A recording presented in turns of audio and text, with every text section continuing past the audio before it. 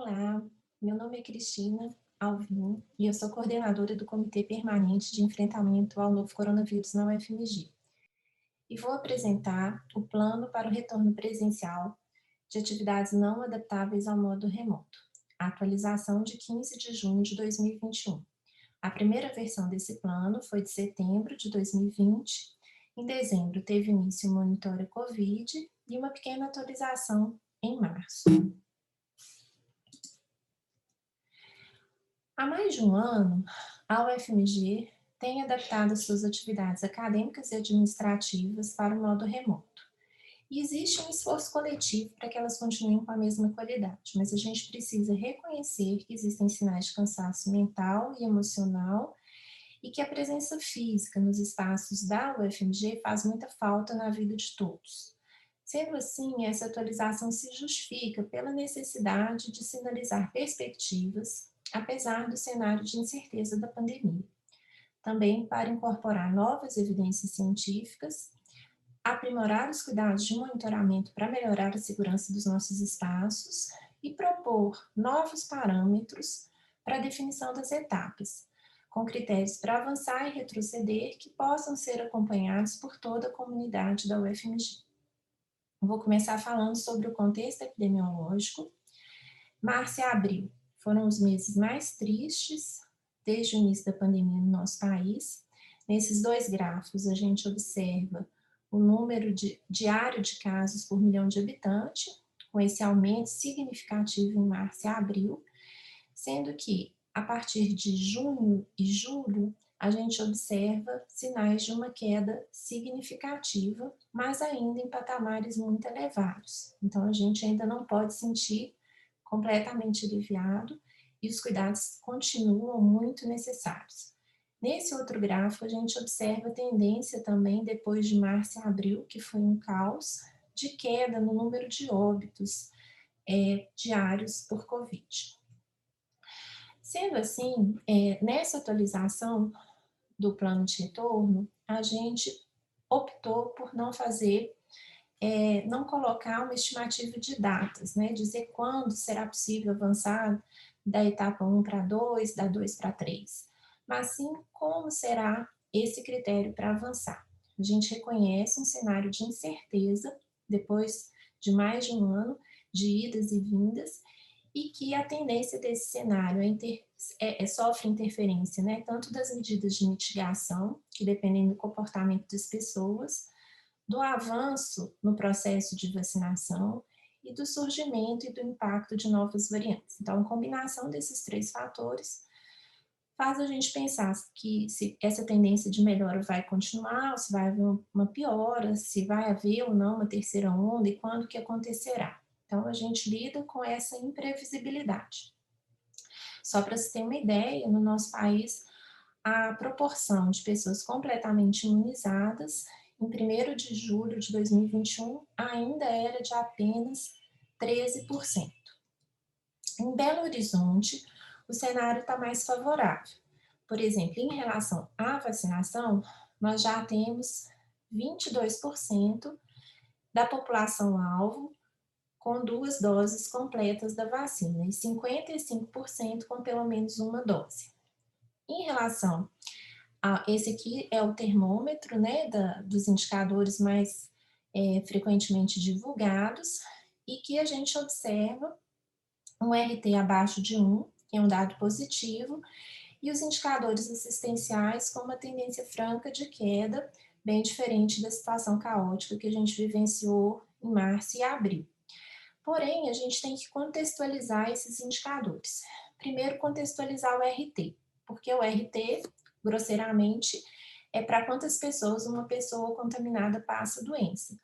Assim, é muito diferente você considerar o RT de 0,9 num contexto em que você tem uma incidência de 100 casos novos por 2 semanas ou num contexto de 300 casos novos por 2 semanas. Então, a incidência, que é o que é mostrado nesse outro gráfico aqui, ela é muito importante no acompanhamento da pandemia. O que significa incidência? Incidência é o número de novos casos nos últimos 14 dias por 100 mil habitantes. O que a gente observou, que março e abril esse número chegou a passar de 500. Já em junho, ele ficou num patamar, maio e junho ficou num patamar bem elevado e uma tendência de estabilidade, em torno de 400. Na segunda quinzena de junho, em especial agora, a gente tem observado uma tendência bem franca de queda, sendo que em 1º de julho abaixou pela primeira vez nesses últimos 4 meses, abaixo de 300 novos casos por 100 mil habitantes a cada 2 semanas. Os indicadores de assistência, que também têm se mostrado com uma tendência bastante positiva, também têm que ser analisados criticamente. Por quê? Esse gráfico aqui ilustra bem isso. Esse gráfico mostra o número de leitos, o número de pacientes e a taxa de ocupação em UTI para Covid na Rede SUS de Belo Horizonte. Esses dados começam aqui em maio e vão até 1º de julho. Né? Então, a gente observa que quando a gente teve aquele agravamento em julho, a gente chegou no máximo de 350 pacientes internados em CTI Covid do SUS. Isso, na época, representava uma taxa de ocupação de 88%, porque haviam 395 leitos de CTI naquela época. Depois teve uma melhora, e nessa última piora que aconteceu, em março e abril, com o aumento abrupto da necessidade de leitos de CTI, houve também uma resposta do Sistema Único de Saúde, ampliando esses leitos de CTI como deve ser, né? De maneira que a taxa de ocupação também ficou próxima de 90%, mas com muito mais pacientes do que aqueles 350 de julho. Chegou a ter 523 pacientes internados. E o que a gente observou também é que a duração desse número elevado de pacientes foi muito longa, né? Somente nas últimas 2 semanas é que a gente tem certeza de uma redução significativa do número de pacientes, mas ainda também muito elevada. Ainda temos, em 1º de julho, 368 pacientes internados em leito de CTI, Rede SUS BH, tá? Isso é maior do que o pior momento de julho. Aqui também é uma mudança que aconteceu em 2021, provavelmente relacionada ao efeito da vacina, que começou pela faixa etária mais avançada. Aqui a gente observa uma queda significativa do número de internação acima de 60 anos e também acima de 80 anos. Por outro lado, um aumento na taxa de internação de pessoas mais jovens, entre 40 e 59 anos, assim como também na faixa de 20 a 39 anos. Por meio dos indicadores que são divulgados pelo governo do estado, no programa Minas Consciente, a gente também pode acompanhar a situação de Montes Claros, Diamantino e Tiradentes, onde a UFMG tem atividades. O governo publica semanalmente, toda sexta-feira, uma atualização em que a gente pode observar tanto a incidência quanto a variação nessa incidência, proporção de leitos ocupados e qual o estado de onda, né? Amarela, vermelha, roxa ou verde que aquela cidade, aquela microrregião se encontra. Sobre o plano de retorno na UFMG, começando pelo que foi mantido. Foram mantidos os princípios e os conceitos fundamentais, o conceito de atividade não adaptável ao modo remoto, como aquilo que deve retornar para o presencial. É claro que a gente sabe também que essa não adaptação ao modo remoto, ela não é fixa, né? Ela é dinâmica, e o que estava bem adaptado no início pode ser que não esteja mais e precise ser revisto nesse momento. Os condicionantes também são os mesmos, o protocolo de biossegurança e monitoramento divulgado em julho do ano passado, o termo de responsabilidade e o cuidado com as pessoas em situação de vulnerabilidade. Porque enquanto a gente estiver com uma incidência muito elevada, mesmo vacinado, essas pessoas podem precisar de mais cuidados e preferir fazer as atividades remotas. Em relação ao protocolo de biossegurança, teve uma pequena mudança, que nós retiramos, como parte do protocolo, os tapetes sanitizantes e a aferição da temperatura na entrada, que passam a ser medidas opcionais, né? O motivo de retirada é porque existem mais evidências sinalizando a forma de transmissão da COVID, que é principalmente a via respiratória, e a baixa significância da transmissão por fomites e a baixa efetividade também da aferição de temperatura. A maioria das pessoas com COVID não tem febre e mesmo o termômetro infravermelho ele pode falhar em detectar a febre. Então, como são medidas que requerem recursos, a gente optou por retirar, uma vez que tem pouca efetividade. O fluxo de autorização também permanece o mesmo, as câmaras do CEP, diretorias das unidades, e pode vir sendo atualizado ao longo do ano. A comunicação também é essencial para orientar e sensibilizar a comunidade da UFMG em relação a todas essas medidas que são necessárias. Nunca é demais a gente chamar atenção para as medidas de mitigação que são importantes na redução da transmissão de SARS-CoV. São 5 medidas essenciais: uso de máscara, distanciamento, higienização das mãos, ventilação dos espaços e rastreamento de contato em combinação com isolamento e quarentena, que foi o que a gente está desenvolvendo por meio do monitor. E 2 medidas adicionais, que são os testes para COVID, que a gente já testa todos os casos sintomáticos. Estamos ampliando nesse plano de retorno a possibilidade de testar os contatos assintomáticos que estejam em atividade presencial na UFMG. Estamos estudando a possibilidade de realizar a triagem. Também outra medida adicional importante é a vacinação contra a COVID, e é provável que em outubro de 2021, quando inicia o segundo semestre letivo, os trabalhadores da educação estejam completamente vacinados e já tenha sido iniciado a vacinação dos estudantes sem fatores de risco. O que mudou, então, nesse plano? Mudou. As etapas, permanecem 4, mas com novos parâmetros. Tanto parâmetros para definir o que é etapa 0, 1, 2 e 3, e parâmetros para avançar ou retroceder nessas etapas. Também mudou dentro do monitor, que ao invés de ser indicado apenas para pessoas em atividade presencial, agora nós indicamos o preenchimento por toda a comunidade da UFMG, tanto em atividade remota quanto presencial, para a gente melhorar a notificação dos dados, dos casos de COVID que têm acontecido na nossa comunidade.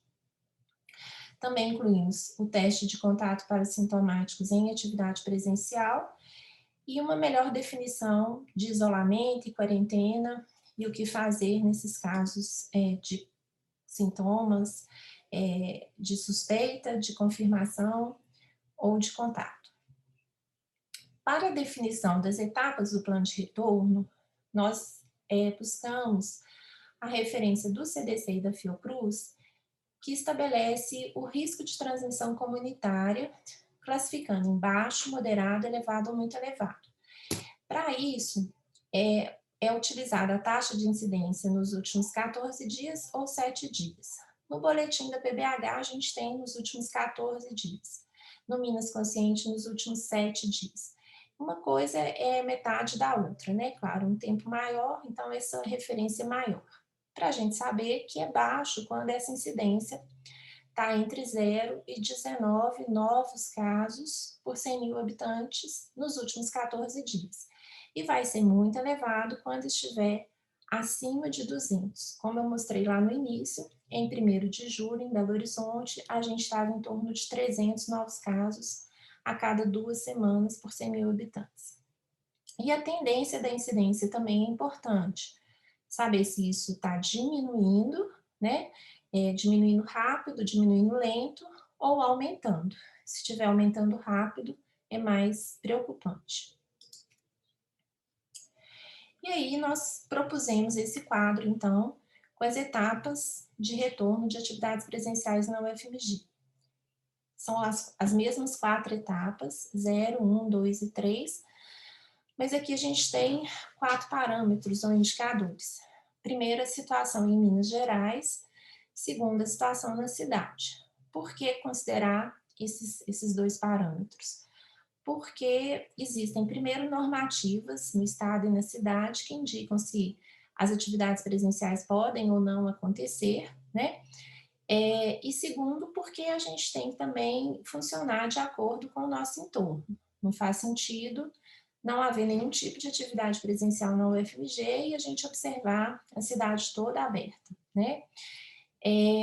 Então, a gente colocou aqui os parâmetros, no estado é roxo ou vermelho, em Belo Horizonte é o nível de alerta vermelho. Aqui na etapa 1 e 2, amarelo, e na etapa 3, verde. E incluímos a taxa de incidência na cidade e a tendência da incidência na cidade, buscando avaliar de forma independente esse risco de transmissão para que a gente possa ampliar ou não as nossas atividades. E propusemos, então, critérios para avançar ou retroceder nessas etapas. Na etapa 0, se todos os indicadores estiverem presentes, a gente tem que retroceder para a etapa 0. Foi isso que aconteceu no início de março, que depois que a etapa 1 começou, que foi em setembro, foi a primeira vez que houve esse retrocesso, né, dada a gravidade do que estava acontecendo em março e abril. Para avançar para a etapa 1, a gente tem que ter pelo menos um dos indicadores, caracterizados aqui na etapa 1, presentes por 2 semanas. O que aconteceu no dia 17 de maio, né, que foi quando a gente voltou para a etapa 1, foi que havia uma tendência de incidência mais estável, né, tinha parado de crescer tão rapidamente o número de casos, tá? Para avançar para a etapa 2, os critérios são mais exigentes, tem que ter pelo menos 3 indicadores desses 4 por 4 semanas. E aqui para a etapa 3, que é bem próximo da normalidade, aí a gente tem que ter todos os indicadores presentes por pelo menos 4 semanas. Além disso, temos condicionantes, que são pré-requisitos, lembrando, adesão às medidas de mitigação e o monitoramento sem registro de surtos. Surtos, a definição no protocolo da Prefeitura de Belo Horizonte é a ocorrência de 3 casos relacionados entre si. Felizmente, na UFMG, durante todo o período de acompanhamento do Monitora, desde dezembro, a gente não teve registro de surtos. E aqui na etapa 4 é considerar também que a comunidade vai estar toda imunizada. As atividades que vão ser desenvolvidas na etapa 0, que foi o que aconteceu em março, abril, início de maio, todas as presenciais suspensas, exceto aquelas que são definidas como essenciais pela reitoria e pelas diretorias da unidade. Aqui a gente começa a voltar com o presencial no teto de 20%, os mesmos critérios do protocolo do plano inicial de setembro. Aqui há uma ampliação dessas atividades com um teto de 40% e finalmente chegando a 100%. É possível que a gente tenha que pensar no modelo intermediário, quando a gente chegar nos 40%? É possível. Mas a gente considerou no comitê que é desnecessário, nesse momento, trabalhar com alguma estratégia intermediária, por enquanto, porque a gente sabe que atualizações desse plano serão necessárias. Sobre o teto de ocupação, acho que é importante explicar o que ele significa, né? 20% na etapa 1 e 40% na etapa 2. Ele se refere ao número de pessoas, sem discriminar servidores, terceirizados e estudantes. Quantas pessoas estão presentes simultaneamente no mesmo local em um mesmo dia. E ele é subordinado às demais orientações de distanciamento de 2 metros entre as pessoas. Para que seja possível fazer isso, então, a unidade tem que controlar a entrada de pessoas e isso já estava previsto no protocolo de biossegurança. O objetivo, ao colocar um teto de ocupação, é, de fato, reduzir significativamente o número de pessoas circulando na unidade, visando garantir o distanciamento social e também o monitoramento e controle de surtos, tá? Então, aqui eu coloquei um exemplo de uma unidade A, B ou C, que tem uma comunidade de estudantes, servidores e trabalhadores terceirizados de 1.000 pessoas. O teto de ocupação significa, então, que no mesmo dia, poderão haver no máximo 200 pessoas circulando naqueles espaços. Mas, além disso, é preciso que a diretoria da unidade, junto com o comitê local, faça uma análise da capacidade dos espaços que podem ser ocupados, ou seja, que tem boa ventilação, e com o distanciamento de 2 metros. Com esse levantamento, pode-se chegar a uma conclusão que na unidade A cabem só 100 pessoas, na unidade B caberiam 300 pessoas, e na unidade C cabem 200 pessoas. É preciso avaliar também a infraestrutura de suporte, né, banheiro, elevador, cantina, e considerar se essa estrutura é suficiente ou reduzida. Por exemplo, uma unidade como direito, que é mais verticalizada, o uso a necessidade de uso do elevador pode ser que implique numa redução do número de pessoas, apesar de poder, pelo critério do teto de ocupação e distanciamento, 200 pessoas, como essa infraestrutura é reduzida, pode ter que iniciar a etapa 1 com menos pessoas. Aqui na unidade A, em que a capacidade dos espaços é menor do que o teto de ocupação, prevalece a capacidade dos espaços. Já na unidade B, a capacidade dos espaços é maior do que o teto, prevalece o teto. A ideia na etapa 1 ser bastante conservador e buscar o máximo de segurança. Sobre o Monitora, a gente começou indicando o Monitora para todas as pessoas em atividade presencial. A ideia era acessar o Monitora e permanece sendo, né, antes de se dirigir para as atividades presenciais na universidade ou em campos de estágio, como por exemplo nos cursos da saúde, para autoverificação de sintomas, para pensar se pode ir, né? Agora a gente quer acrescentar, além dessa indicação inicial, que as pessoas acessem em caso de suspeita de doença para acessar o telecovid. Isso já estava sendo feito, porque ele nunca teve fechado para quem está em trabalho remoto, mas agora a gente quer passar essa recomendação formal, uma vez que a capacidade tanto dos laboratórios da UFMG quanto do telecovid foram bastante adequadas e suficientes para atender a demanda da comunidade da UFMG. E a terceira indicação é em caso de confirmação da doença, para notificação e acompanhamento pelo telecovid. Então, essa confirmação da doença pode acontecer porque a pessoa fez um exame por conta própria ou em outros serviços de saúde. Ela pode acessar, notificar que esse exame veio positivo e a gente vai saber quantas pessoas da comunidade tiveram esse diagnóstico, e ela também pode, por meio disso, acessar o telecovid, fazer uma teleconsulta e fazer o monitoramento. Esse é o fluxograma do telecovid. Então, só lembrando, antes de dirigir atividade presencial, a pessoa acessa, que fica lá na página da UFMG, né, logo na entrada, naquele alerta, você entra e logo em seguida clica no Monitora. Se tiver assintomático e sem contato, pode-se dirigir atividade presencial. Se for um caso suspeito, vai ser encaminhado ao atendimento no telecovid. Se for um caso confirmado, vai ser afastado de atividade presencial por 14 dias e vai acessar o telecovid em caso de sintomas.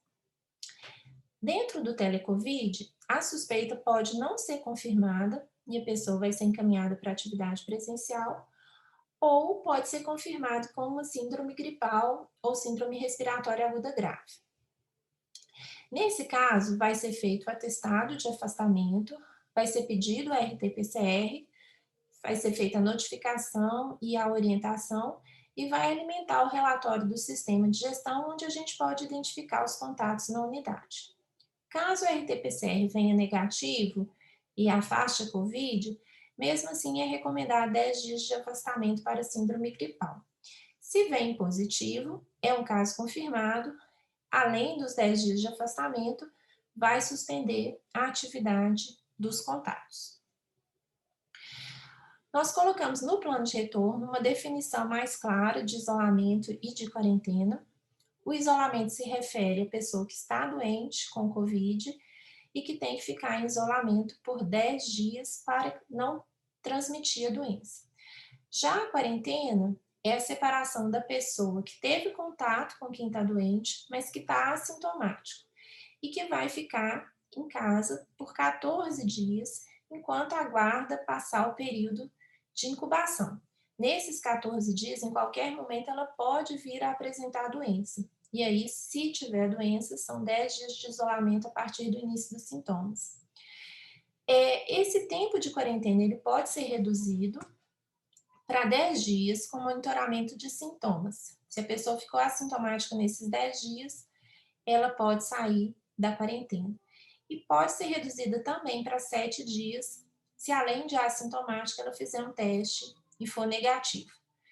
Nessa atualização, a gente vai avaliar, testar aqueles grupos, tanto de servidores, quanto de estudantes, quanto de terceirizados, que estão em atividade presencial na UFMG e que tiveram um contato com casos de Covid e que podem se beneficiar pela redução desse tempo de quarentena. Essa testagem vai ser avaliada pelo comitê local em contato com o comitê permanente, porque a gente vai avaliar o custo-benefício e vai agendar essa coleta nos laboratórios da UFMG. Nós incluímos também orientações específicas para os servidores e estudantes da área da saúde, porque nesse caso, como os EPIs são específicos, né, para a situação de atendimento, a situação de exposição a um paciente com Covid não necessariamente implica em quarentena, mas é necessário avaliar tanto o tipo de exposição quanto o EPI que estava sendo utilizado. Outras mudanças que eu queria destacar são aqui no Monitora. No momento em que a gente pergunta sobre sintomas, febre ou sintomas de Covid ou de outra doença infecciosa, e a pessoa responde sim, abre essa aba para ela inserir o resultado de exame RT-PCR positivo nos últimos 10 dias.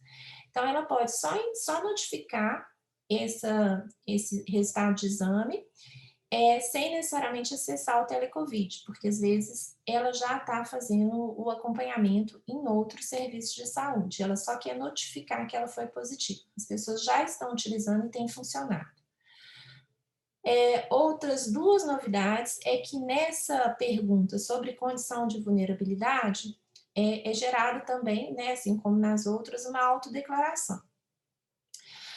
Nós explicamos várias vezes que a autodeclaração não é um atestado médico, né, mas ela é um documento que a pessoa pode utilizar enquanto ela aguarda a realização da teleconsulta ou do atendimento em outros serviços de saúde, para justificar a ausência da sua chefia, com seu professor, e aí as pessoas às vezes estavam ficando constrangidas porque algumas pessoas que já se vacinaram, elas estão se dirigindo, elas se sentem aptas a se dirigir para algumas atividades presenciais. Então, passou a ser uma opção. Então, quando ela sinaliza aqui que tem uma situação de vulnerabilidade, é perguntado se ela deseja a autodeclaração e ela pode recusar. E a última novidade do Monitora foi justamente aqui, a parte de informar o estado vacinal, né, porque vai ser muito importante a gente acompanhar daqui para frente. E as unidades podem pedir para as pessoas entrarem e acessarem, informando a situação vacinal, se já vacinou, se não vacinou.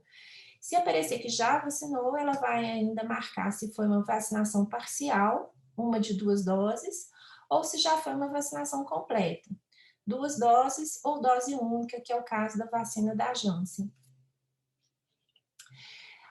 Com essa notificação, com essa utilização do Monitora pela comunidade, a gente tem os relatórios que são gerados no Monitora. Esses relatórios fornecem uma visão geral da UFMG, por unidade, departamento e por curso. Representantes dos comitês locais, em reuniões que a gente teve, eles foram treinados a respeito desse sistema e já têm acesso para visualizar esses dados, tá? Então, aqui no retrato de uma visão geral, a gente percebe que houve 22.146 acessos ao Monitora, não são pessoas, que a mesma pessoa pode acessar mais de uma vez. Desses acessos, geraram 780 atendimentos no Telecovid, e desses 780, nós tivemos 86 casos confirmados pelo Telecovid, utilizando os laboratórios da UFMG. A gente colocou separado a informação de RT positivo informado pela própria pessoa. Por que separar as duas informações? Porque aqui a gente tem uma teleconsulta com um profissional de saúde, da enfermagem ou da medicina, que caracteriza realmente um quadro de suspeita, e a confirmação é feita no laboratório da UFMG. Então, a gente tem certeza do método que foi utilizado. Ao informar, apesar da gente estar perguntando sobre RT-PCR, pode haver alguma confusão, a gente sabe que são muitos testes, é difícil se apropriar, né, da diferença entre eles. Então, isso aqui é uma autoinformação que a gente preferiu deixar separado. Mas como foram muitos, a gente percebe que é muito importante termos essa informação aqui. E aí a gente pode separar os acessos, os resultados por tipo de vínculo, e acompanhar a realidade em cada unidade. Um dado bom que o monitório tem nos mostrado é que o número de casos entre as pessoas com atividade presencial não tem sido mais significativo do que nas pessoas em atividade remota. Então, estar em atividade presencial na UFMG parece ser bastante seguro até o momento. Era isso que eu queria dizer. Essas são as referências dessa última atualização, e me colocar à disposição para conversar mais vezes e visitar as unidades, os comitês locais. A gente permanece buscando essas estratégias para que seja possível um retorno lento, gradual e principalmente seguro na utilização dos espaços da UFMG, até que um dia a gente possa estar desse jeito de novo, né? Espero que seja breve, embora a gente não sabe quando. Muito obrigada.